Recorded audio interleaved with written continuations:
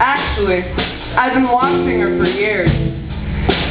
Every once in a while, she'd show up at the bar or the diner, and I'd notice small things, like how her eyes squinted up when she laughed, or the tattoo on the back of her neck, or how she hugs her friends all the time, even when sober, but more often when she was drunk. I'd always think about talking to her, but I was terrified. Beautiful punk girls scared the shit out of me.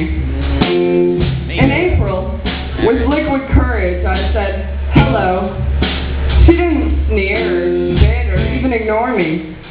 She smiled big and extended her slender hand. Her fingertips were damp from clutching a sweaty beer bottle. She told me her name was Haley, which sort of seemed like kismet because Haley was the name of my first girlfriend. I carried the image of her around for days.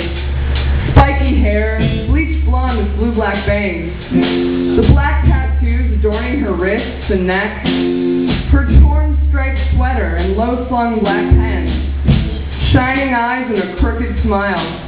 I'm a sucker for crooked smiles. The next time she showed up at the bar, she sat down across from me. The tables are so cramped that her knees touched mine, and the backs in my stomach screeched and flapped wildly. We talked about dreams and about music. We have a common love for Tom Waits and the Dresden Dolls. Sometimes, she said, bending close to my ear as though sharing a great secret, I like to pretend I live in a Tom Waits song. Me too, I chirped, elated. One night, she suggested we go back to her apartment.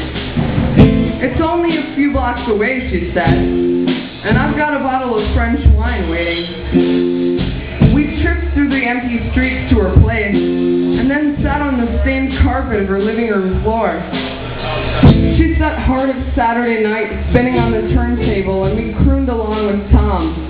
Never saw the morning until I stayed up all night. She gave me pills, 1, 2, 3, and I washed them down with bitter gulps of wine. The carnival of pills and booze made our cheeks flush. It's too warm for a sweater, she said, and pulled her shirt off, revealing only a tank top underneath. Look what you've done to your arms, I said. They were striped, like her sweater, pink on white. I don't remember who kissed whom first, only that soon we were rolling around in her bed, exploring collarbones and hip bones with lips and teeth and hands and tongues. In the aftermath, she said, I have a boyfriend. Me too, I said. Then, simultaneously, but this is okay. We have an open relationship. A favorite excuse for all manner of sins. We spent a couple months like that. We never saw each other during the day, only at night, as though night could cloak the reality of our feelings. Daylight would have been too harsh.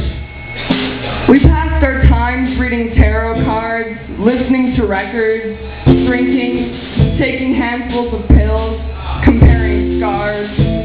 We talked about feeling stuck and wanting to escape but not knowing how. And always we ended up in her bed. She almost said I love you, and I almost did too, but I stopped both of us from speaking those words. I fall in and out of love with boys quickly, but once I fall in love with a girl, it's forever. We ended things because we were afraid of getting in too deep. I took those 2 months and wrapped them in a box, amaranthine memories of a girl who does not see how incredible she is. If you asked either one of us, we'd say that we're still friends. Truthfully, it hurts so bad that we hardly speak to one another. Instead, I watch her from across the bar. I watch her brush her bangs out of her eyes. I watch her blow smoke from the corner of her mouth, take a swig of beer, and then set the bottle purposefully on the table. She looks like she doesn't care about a thing in this world, except maybe her next drink. I know it's an act. I know what she's thinking about, because I'm thinking about the same thing. Ow!